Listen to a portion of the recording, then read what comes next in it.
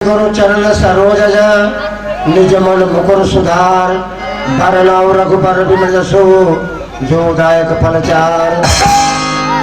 भैया इसका मतलब इसका अर्थ बड़े बड़े विद्वान ऋषि मुनि महापंडित लिखे टोटल है।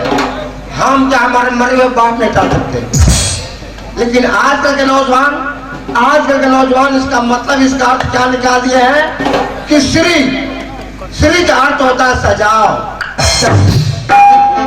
श्री का अर्थ होता है सजाओ दही श्री गुरु गुड़ मिठा भेली, श्री गुरु चरण चिवड़ा, श्री गुरु चरण सरोज तीनों को भेजिए मुकुर सुधार पा जाइए। आए दो चार बातें हंसने हंसाने हो जाए, उसके पहले हमारी चार बातें जो ध्यान रखिएगा। तो चार बातें हैं क्या कि हो बेटा कितना भी प्यारा, हो बेटा कितना भी प्यारा सर करना नहीं चाहिए, हो बेटा कितना भी प्यारा सर करना नहीं चाहिए, हो बेटी कितनी भी दुलारी घर घर घुमाना नहीं चाहिए, हो बेटी कितनी दुलारी घर घर घुमाना नहीं चाहिए, हो बीवी कितनी भी सुंदर भेद बताना नहीं चाहिए, हो बीवी कितनी भी सुंदर भेद बताना नहीं चाहिए, हो भाई कितना भी दुश्मन राज छुपाना नहीं चाहिए। लेकिन भैया कुछ और बात ध्यान में रखना चाहिए, कभी इंसान को अपने पर घमंड नहीं करना चाहिए कि मैं बड़ा हूं। क्योंकि आदमी बोला कि मैं बड़ा, आदमी बोला कि मैं बड़ा तो पृथ्वी पर क्यों खड़ा, आदमी बोला कि मैं बड़ा तो पृथ्वी पर क्यों खड़ा। तो अब तो पृथ्वी पर घमंड में कि मैं बड़ी, उनको भी घमंड हो गया जब इतने सारे आदमी मेरे ऊपर पड़े हैं तो मैं बड़ी, तो शेषनाग पर क्यों पड़ी। तब तो शेषनाग जी बोले कि हम बड़े, उनको भी अहंकार हो गया कि पृथ्वी मेरे ऊपर है तो हम बड़े, तो शंकर जी गले में जाकर क्यों पड़े। तब तो शंकर जी कहते सही बतिया तो हम ही बड़े, उनको भी घमंड होगा कि हम बड़े, तो पर्वत के ऊपर जाकर क्यों खड़े। तब तक पर्वत बोला कि मैं बड़ा, उसको भी अहंकार हुआ जब तीन लोग वही हमारे ऊपर खड़े हैं तो मैं बड़ा, कि रावण के हाथ में क्यों खड़ा। तब तक रावण बोला मुंह छेड़ के कि मैं बड़ा, रावण बोला शान से कि मैं बड़ा, फिर बाली के बाजू में 6 महीना क्यों पड़ा। तब तक बाली कहता है सबसे मैं बड़ा, उसको भी अहंकार हो गया कि सबसे मैं बड़ा, फिर राम बाण से क्यों बड़ा। तो राम जी कहते हैं कि हम ही बड़े, उनको भी घमंड हुआ कि हम बड़े, तो सीता के पीछे क्यों पड़े। तब तो सीता जी बोली कि मैं बड़ी, उनको भी घमंड हो गया कि मैं बड़ी, तो मट्टी के हांडी में क्यों पड़ी। तब तो मट्टी का हांडी बोला कि मैं ही बड़ा, मट्टी का हांडी बोला कि मैं बड़ा, फिर कुम्हार की चाक पर क्यों पड़ा। तो अब तो कुम्हार का चाक बोला सबसे मैं ही बड़ा, अहंकार शान में बोला कि सबसे मैं बड़ा, फिर गुल्ली के ऊपर क्यों खड़ा। तो गुल्ली कहता है कि मैं ही बड़ा, गुल्ली बोला कि मैं बड़ा, फिर जमीन के अंदर क्यों गया। तो भैया एक के पीछे एक लगे हुए हैं। अब आइए जोक्स की फरमाइश है, मैं उसे पूरा करूं, उसके बाद ड्रामे का प्रोग्राम देखेगा। फरमाइश है भैया वो 26 जनवरी वाला सुना दीजिएगा। तो साहब देखिए हम लोग छोटे छोटे बच्चे थे तो 4-4 किलोमीटर 5-5 किलोमीटर पहले जाते थे पढ़ने के लिए। अब तो गांव के बाहर बगीचा में, तो कहीं चक्रोडे पर, तो कहीं पोखरा किनारे, कहीं बसवारी में एक से एक मॉन्टेसरी कॉन्वेंट स्कूल खुल गया है। बस गाँव में चालू खुल गए लड़का स्कूल में लड़का लोग तो बड़े स्कूल धक्का धक खुलता। साहब ऐसे ही एक बार प्राइवेट स्कूल में भारत पर 26 जनवरी मनाया जा रहा था। स्कूल का मास्टर साहब कहते हैं चपरासी साहब मगरू जाकर जाता हूँ उससे झंडा का डंडा लेके आओ। छोटे कलाकार का हौसला जाहिर के लिए हम प्रणाम करते हैं, आपसे आशीर्वाद चाहते हैं कि इस छोटे मोटे कलाकार का हौसला आपको जाहिर किया है। साहब मास्टर साहब कहते हैं चपरासी से मगरू जाओ जतौर से झंडा एक डंडा लेके आओ। आज हम फहराएंगे और बच्चों के सामने झंडे का महत्व बताएंगे कि झंडे के पीछे कितनी कितनी कुर्बानियां दी गई। मगरू गए झंडा ले लिए, डंडा ले लिए, 400 ग्राम का पाकुच ले लिए, झंडा लेके आए, अपनी पत्नी को दे दिया कि इसको रखो, हम बाद में टांगेंगे तो मास्टर साहब भाषण देंगे। अपने पाकुच लेके बैठ गए। पाकुच का पानी अंदर गया, जब मौसम बना के भूल गए झंडा कहाँ है। अपनी पत्नी से आया झंडा पत्नी कुछ से कहती जा घर तुम्हें तलाश नहीं। मगर नशे के झोंक में उठते हैं, झंडा ढूंढना शुरू कर देते हैं। नशे के झोंक में झंडा उनको दिखाई पड़ता नहीं, बक्सा खोलते उसमें झंडा नहीं मिलता है। लेकिन नशे के झोंक में दूसरा ही सामान पाएगा, लाल लाल जिसको हम लोग कहते हैं शुद्ध भाषा में पेटीकोट, साया। लाए भैया फूल माला बांध कर टांग दी। मास्टर साहब आते हैं, ऊपर नहीं देखते हैं, डोरी खींचना शुरू कर देते हैं। और जब डोरी खींचते हैं हवा का झोंका पाता है तो लंबा का बजाय गोल गोल लहराने लगता है। मास्टर साहब भाषण क्या दे रहे हैं, उनका इशारा कहाँ जा रहा है और झंडे का महत्व बच्चों को कैसे समझा रहे हैं, उनका इशारा और भाषण पर ध्यान दीजिएगा।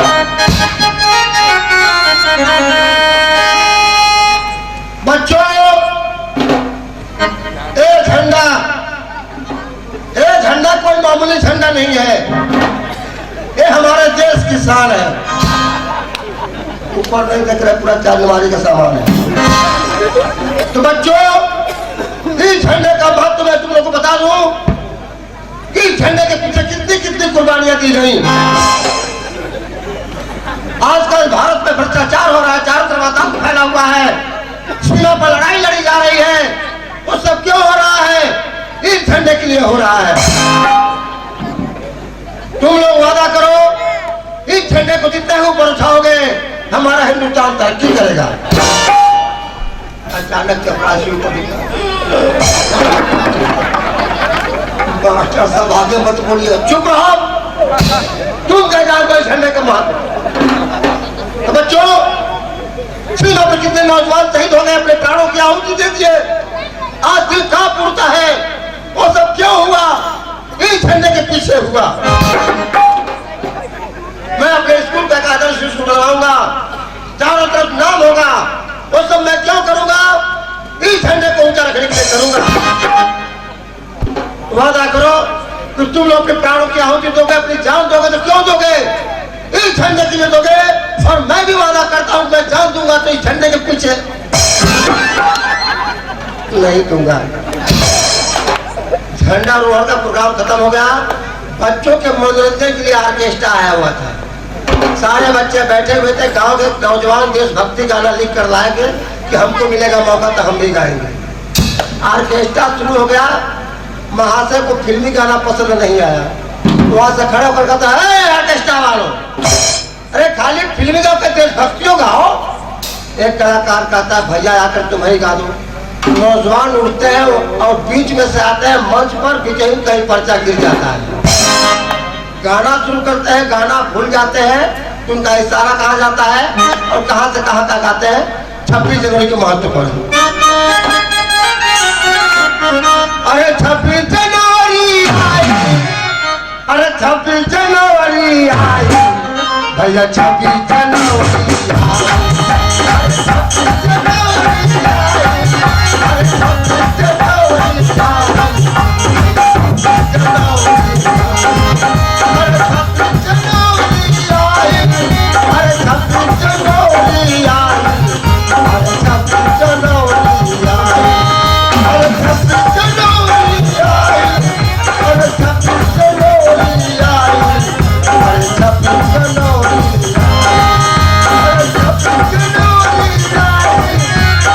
26 जनवरी आई, अरे 26 जनवरी आई, खाली 26 जनवरी आई, आगे अगवो कुछ आई।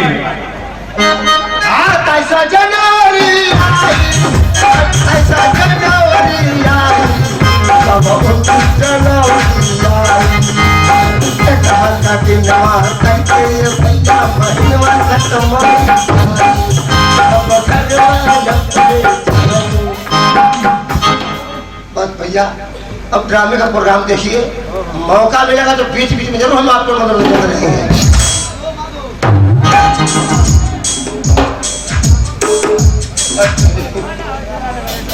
क्या करें भैया, देखिए फरमाइश बस लास्ट है।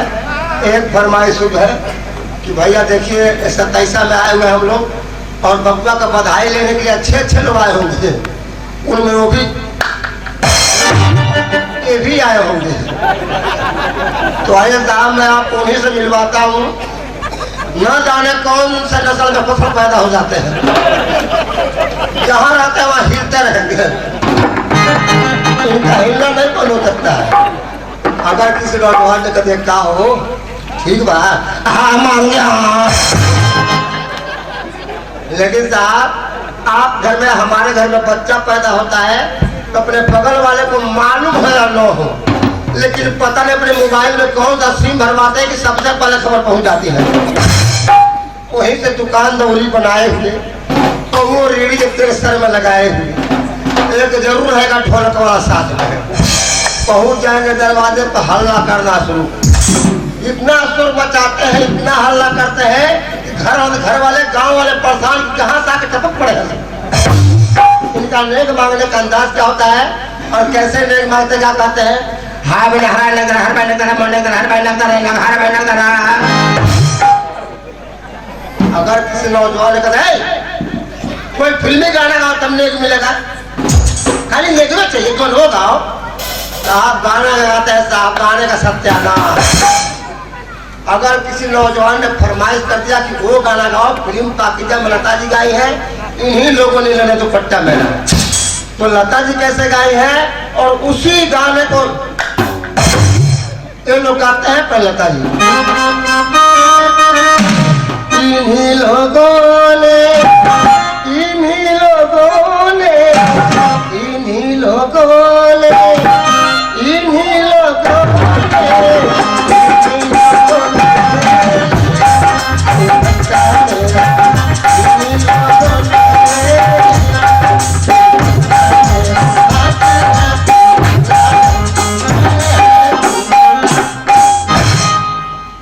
अब ये लोग गाते हैं साज बाज कैसे बजता है, डांस कैसा होता है।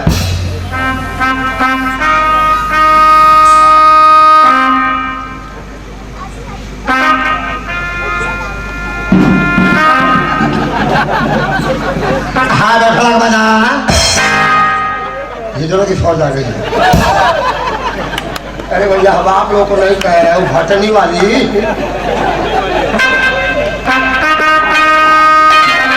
हाने लगाना, हाने लगाना, हाने लगाना, ले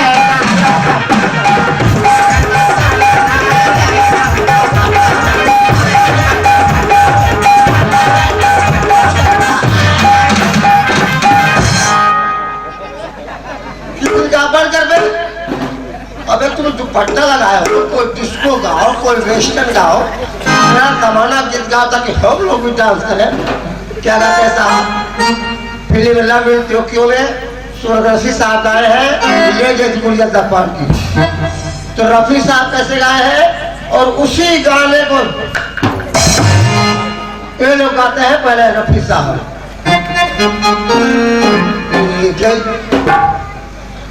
अरे भगवान तो हमरो उम्र लग जाता है, भगवान करे कि तब तक जीता भी आए वहाँ जरूर आई हो, लिखल हो तो जरूर आ जाए, कोई पतियों नहीं किया। साहब रफी साहब आते हैं, ले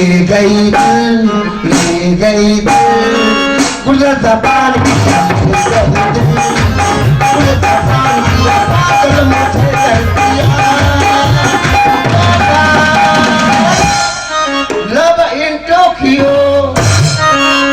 केवल लव इन टोक्यो ध्यान रखेंगे कि लव इन टोक्यो को ये लोग कहते हैं हाला गहदार, हाला गहदार, अगुड़ा जापान,